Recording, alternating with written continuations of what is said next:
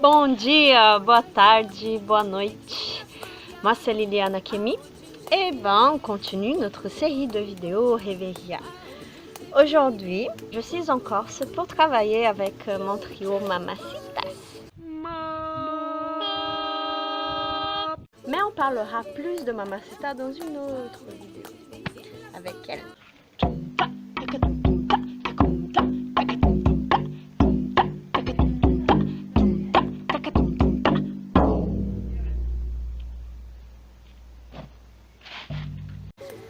Aujourd'hui, le but, c'est de partager avec vous mon top 10 de mes influences musicales pour le projet Reveria.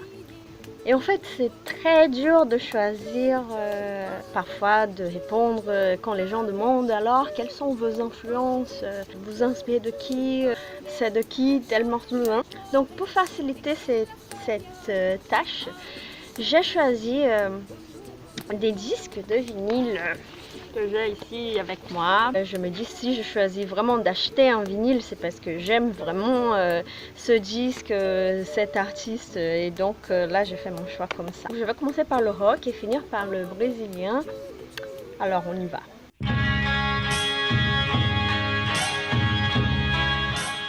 Alors ce disque, il a été vraiment important, il a changé ma vie, il m'a donné envie de jouer de la guitare et de faire de la musique.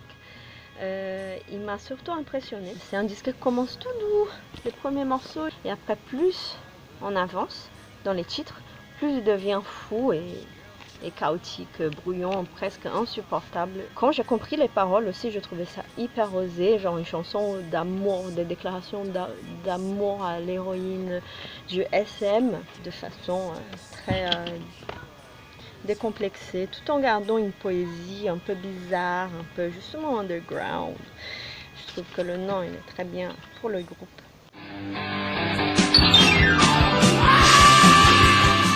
Ce groupe, j'ai découvert de la même façon avec laquelle j'ai découvert The Velvet Underground. Donc c'est un livre qui s'appelle Kill Me Please et c'est un recueil de témoignages de plusieurs artistes, producteurs, des dealers, des travestis qui étaient à New York entre les années 60 et 70. Ils appellent ça l'origine du punk. Ce groupe, il a qu'un seul disque, une seule tournée. À la fin, ils n'en pouvaient plus parce qu'ils avaient un mode de vie très punk, justement. Mais pour moi, c'est un chef-d'œuvre, c'est génial. Les compositions, l'énergie qu'ils ont. Moi, j'aurais trop aimé les voir en concert, être là à l'époque.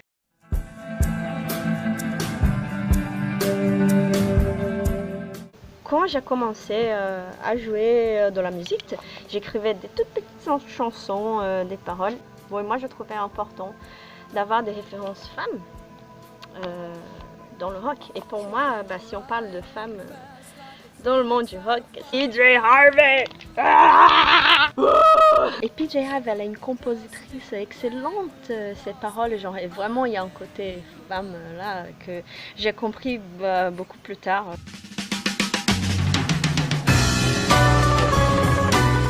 Alors Frank Zappa, aussi un artiste qui m'a beaucoup marqué et qui a été présent 2 fois dans ma vie.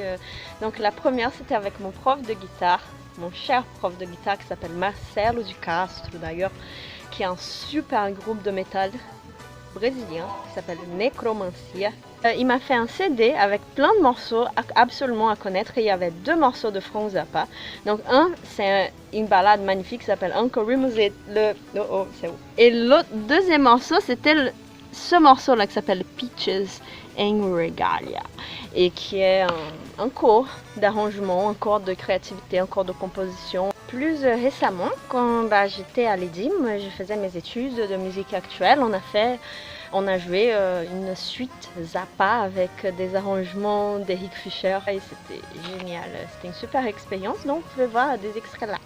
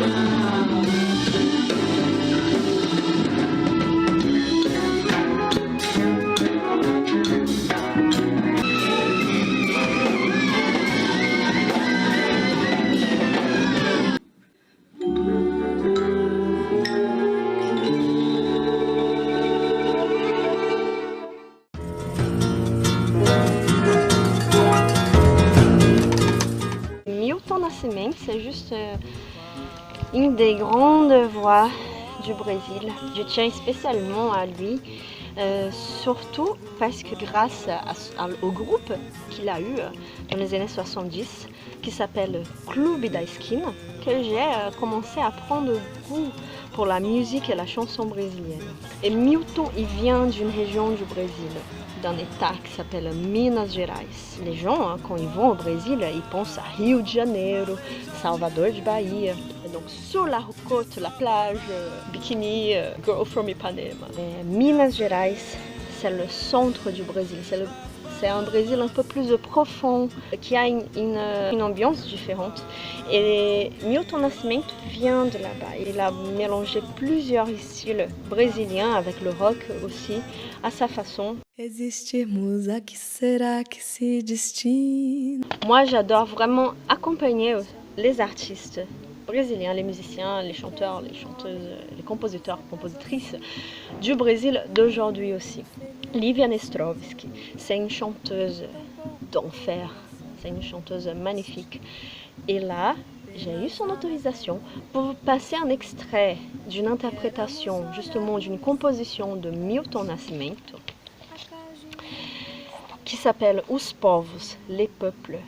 Et elle travaille beaucoup sur les textures, la sonorité, les dynamiques, tout jusqu'à l'explosion. Je vous laisse apprécier. Vou caminhando, caminhando, ir morrer.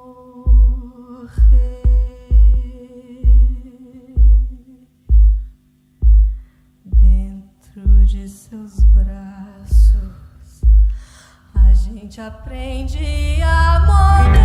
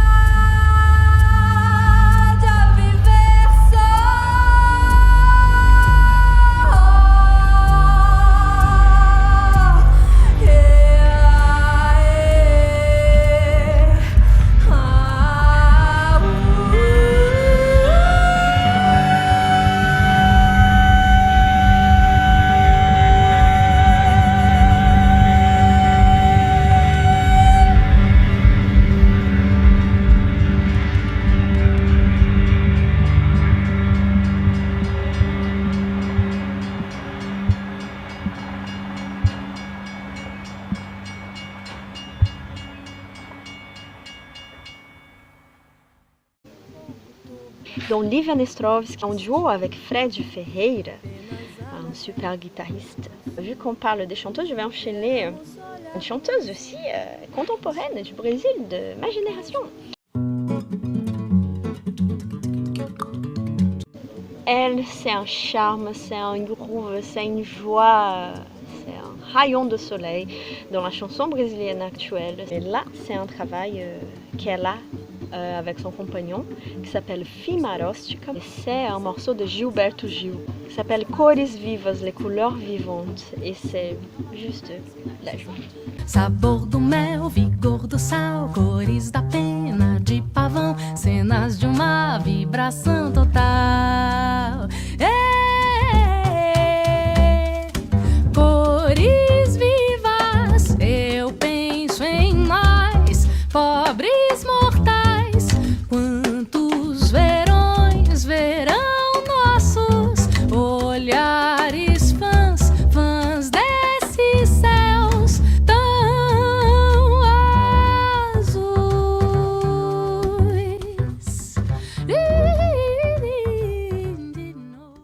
É reto e sem risco, pegando a língua de fogo sem grilo. Alors là, c'est ma troisième chanteuse brésilienne préférée d'aujourd'hui. Ce disque, il est aussi très osé, c'est comme Velvet Underground qui m'a marqué. Il est très osé, c'est voix et deux guitares électriques qui font rarement des accords, qui sont tout le temps. Donc il y a, tu vois, toujours trois mélodies. Bach, il serait très fier de ce disque d'ailleurs. Les chansons, elles ont toutes une chose en commun, c'est qu'elles parlent toutes de la mort. Donc il y a plusieurs façons d'aborder la mort. Ici, je conseille vivement ce disque.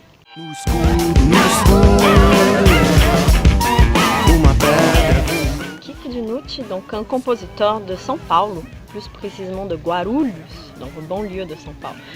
Et ça, c'est son premier disque solo. Ce qui ne veut pas dire qu'il est un musicien débutant, il a une vingtaine de disques, mais ça c'est son premier disque signé solo, où il chante ses morceaux. C'est un disque de 2017 et pour moi il représente vraiment le Brésil d'aujourd'hui. Oui, parce que le Brésil d'aujourd'hui il sonne plus comme c'est pas du tout ça. Aujourd'hui le Brésil c'est et ici vous pouvez voir c'est lui avec un policier qui l'oblige à montrer toutes ses affaires lors d'un concert qu'il faisait pour soutenir un mouvement au Brésil qui s'appelle Movimento Passe Livre. Et donc les policiers sont arrivés, ils ont arrêté le concert, ils l'ont fait faire ça et c'est cette photo. Et je pense que c'est très représentatif du Brésil en ce moment. Allez écoutez, ça vaut vraiment le coup, c'est du rock. Là c'est vraiment du rock brésilien pour le coup. C'est très, très fort.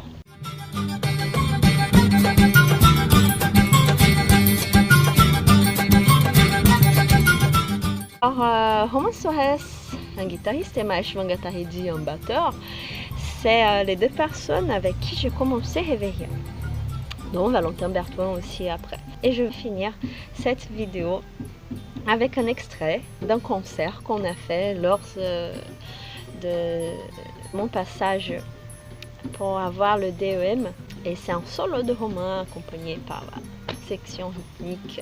Si je suis très contente parce que cet été je vais les rencontrer. Il s'agit de deux Réunionnais qui sont retournés après les années d'école de musique, ils sont rentrés à La Réunion chez eux. Et cet été je vais aller les chercher, donc peut-être que vous allez les voir ici, on verra. Et n'oubliez pas que le 12 mai, on jouera au petit balcon avec Airs Arbouton. Dans la prochaine vidéo, il y aura quelqu'un de plus avec nous, un invité spécial. Beijos no coração de vocês, até a próxima.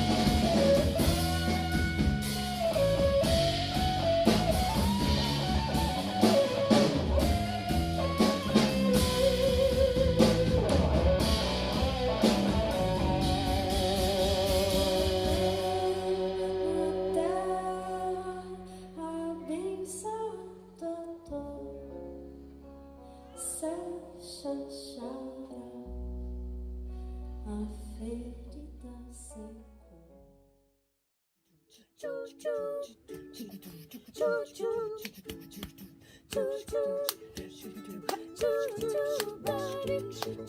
choo, Bobby, choo choo, Bobby, choo.